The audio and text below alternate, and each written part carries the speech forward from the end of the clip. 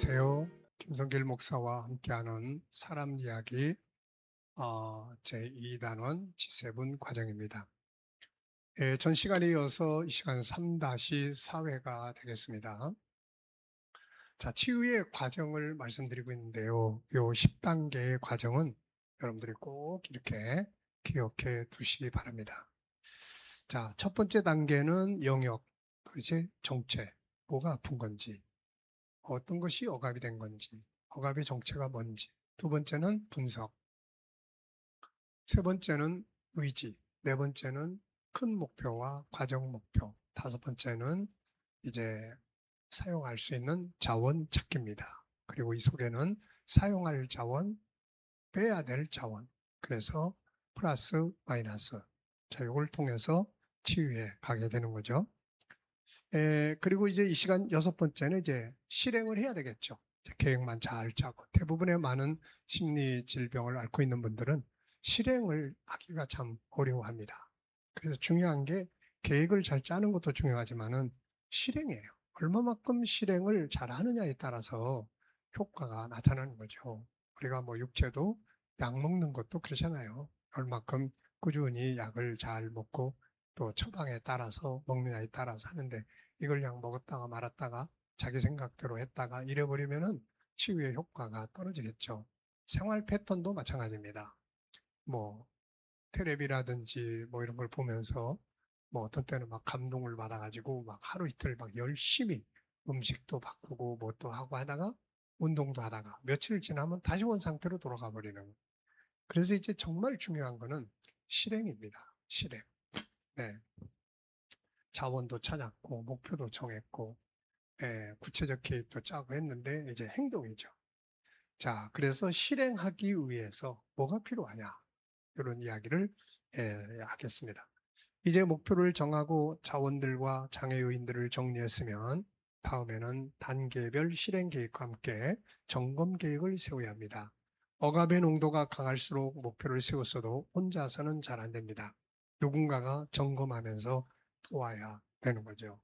코치는 그래서 같이 뛰는 겁니다. 같이. 그 코치가 필요한 거예요. 자, 우선 첫째는 구체적인 실행 계획 설계하기예요. 구체적인 실행 계획. 자, 과정 목표가 만들어졌어도 그 과정 목표로 가기 위해서는 이제 구체적으로 실행 계획을 짜야 합니다. 그 생각을 바탕으로 어떤 것을 실행하고 싶은가? 당장 실행할 수 있는 부분은 뭔가? 정확히 무엇을 하려고 하는가? 구체적으로 언제, 어떻게, 몇 번, 언제까지 실행하겠는가? 그 목표가 해낼 수 있는 일인가? 그것을 모두 실행하고 나면 어떤 기분이 들 것이라고 생각하는가? 누구의 도움을 받으면 더 잘할 수 있다고 보는가? 혹은 이것을 위해 누가 어떻게 도와주면 행동을 잘할 수 있는가? 이러한 행동 계획을 실천하면 주변에서 어떻게 생각할 것처럼 보이나? 이 계획을 실천하면 누가 가장 기뻐할 것이라고 생각하는가? 이러한 행동 변화가 주변 사람들과의 관계에 어떤 영향을 미칠 것이라고 보는가? 막연한 계획보다는 구체적이어야 하며 예를 들어서 자녀에게 칭찬을 더 많이 해야 되겠다. 이게 아니라 자녀에게 하루에 한 번 칭찬을 하고 이런 노력을 일주일 동안 계속한다. 이런 식으로 구체적인 행동, 실행 계획이 짜져야 되는 거죠. 그 다음에 이제 두 번째는 이제 점검입니다. 행동한 것을 이제 점검하는 거죠. 점검 계획이 필요합니다. 혼자서 행동하기란 쉽지가 않습니다. 누군가가 함께 이것을 점검하고 확인해야 되죠. 행동 실행 여부를 어떻게 판단할 것인가? 누가 진척 상황을 점검해 줄 수 있는가? 그것을 실행했다는 것을 상담자가 어떻게 알 수 있는가? 언제, 어느 때, 어떤 방법으로 확인해 주면 좋겠는가? 그래서 저는 이제 뭐 음식 패턴을 바꿔준다. 그러면은 음식 패턴을 바꿔주기 위해서 이제 메뉴를 짜게 하고 그 다음에 이제 왜 그러냐면은 심리 질병을 앓는 분들이 식사 패턴이 일정하지를 못해요. 이게 막 어떤 때는 폭식했다가 어떤 때는 그냥 계속 굶다가 뭐 이러면은 이게 심리 치료에도 이게 악영향을 미칩니다. 왜냐하면 음식이 들어가서 우리의 육체의 각 기능에 영양 공급을 해주고 그 영양 공급을 통해서 그 부분의 신경 조직이 안정감을 얻게 되는 거거든요. 근데 그 신경 조직이 받아야 될 영양 공급을 받지 못하면 예민해지지 않겠습니까?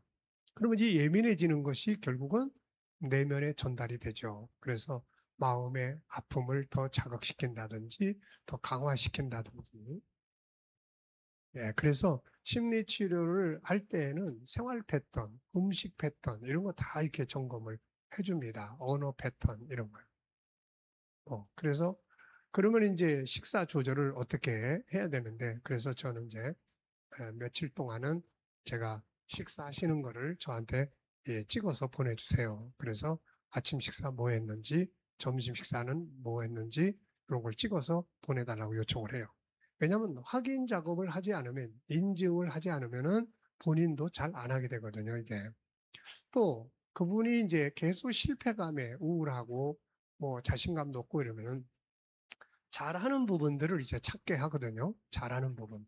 오늘 하루 동안 내가 잘했다고 생각하는 거 3가지만 적어서 자기를 칭찬하십시오. 그래서 그 3가지 내용이 뭔지, 그 내용들을 저한테 카톡으로 보내도록 요청을 합니다. 그래서 이제 그런 걸 통해서 어떤 세밀한 변화가 일어나면 그걸 이제 칭찬하고 격려하고 이제 하는 거죠. 자, 그래서 여기서는 이제 점검 계획을 이렇게 잘 짜야 합니다. 그냥 열심히 하세요라고 끝내버리면은 이 사람이 이제 가서 안 하는 거죠. 왜냐면은, 사람은 자기가 익숙한 대로 행동을 합니다. 익숙해진 대로 습관대로 행동을 해요. 새로운 행동을 하기에는 쉽지가 않습니다. 그게 건강한 사람 같으면은 좀 나은데 심리적으로 아픈 사람들은 힘내 그래도 힘을 못 내는 거죠, 이게. 그래서 구체적인 걸 가지고 옆에서 같이 뛰면서 그래서 코치가 필요한 거예요, 이게. 자, 이렇게 해서 이제 6번째는 실행 및 점검 계획을 짜는 거예요. 그리고 이제 7번째는 이걸 이제 맨날 고백을 해야 됩니다. 난 이렇게 할 거야. 난 이렇게 해야 돼. 난 이런 사람이야. 그러면서 계속 선포하는 겁니다. 왜 그러냐면은 이 우리의 언어가 뇌를 훈련시켜요. 뇌의 입력이 됩니다, 이게. 자, 그래서 여기에 보면은 첫째, 뇌를 훈련시킬 것, 아픈 마음을 치유하는 데 있어서 뇌 훈련은 아주 중요합니다. 그 이유는 지금 아픈 마음을 겪고 있는 자신의 뇌는 아플 수밖에 없는 정보들을 입력해 있고 이것이 1순위로 자꾸 기억되게 하고 있어요. 다시 말하면 아픈 마음을 가진 사람은 아픈 마음의 감정이 형성되어 있고 그 감정은 안 좋은 자신을 억압하는 많은 정보들을 입력함으로 만들어진 거죠.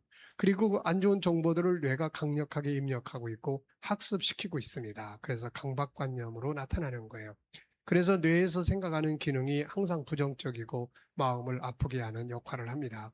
그러므로 먼저 할 일 중에 하나가 뇌 속에 새로운 정보를 입력시키는 것이 중요합니다.